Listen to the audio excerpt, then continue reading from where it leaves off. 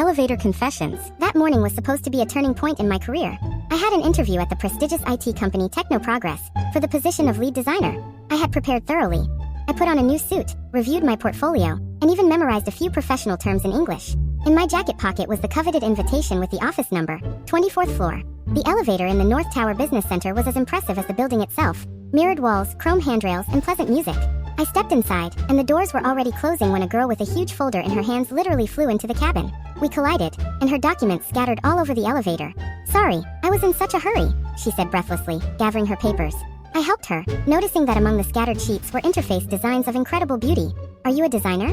I couldn't resist asking. It was at that moment that the elevator ground to a halt with a loud screech. At first, we didn't think much of it, just a minor delay. But when 15 minutes passed and the cabin still hadn't moved, it became clear.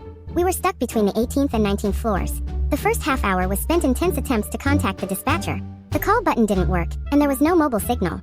My companion introduced herself as Alice and, as it turned out, was also heading to an interview at Technoprogress, but for the position of art director. As time passed, the conversation gradually became more personal. I told her about my first failed project, a logo for a veterinary clinic that accidentally ended up looking like a famous lingerie brand. Alice, in response, shared a story about how in university, she mixed up presentations and instead of a report on modern design trends, showed slides about breeding guinea pigs. After 2 hours, we were discussing everything, from favorite movies to life philosophies. I learned that Alice adores Japanese cuisine, dreams of visiting Iceland, and can't stand people who chew loudly.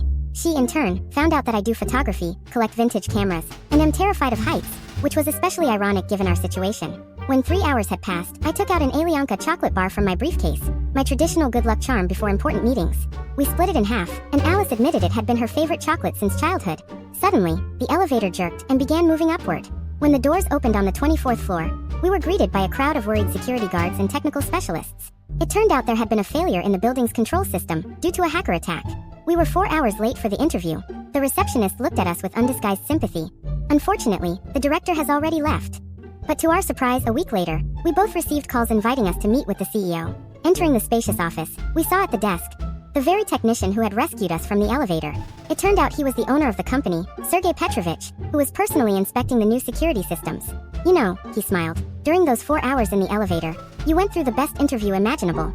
Our security cameras recorded how you supported each other, found solutions in a stressful situation, and even continued professional discussions." Alice and I have now been working at Technoprogress for a year. We were recently promoted to heads of adjacent departments. And that broken elevator has become a corporate legend.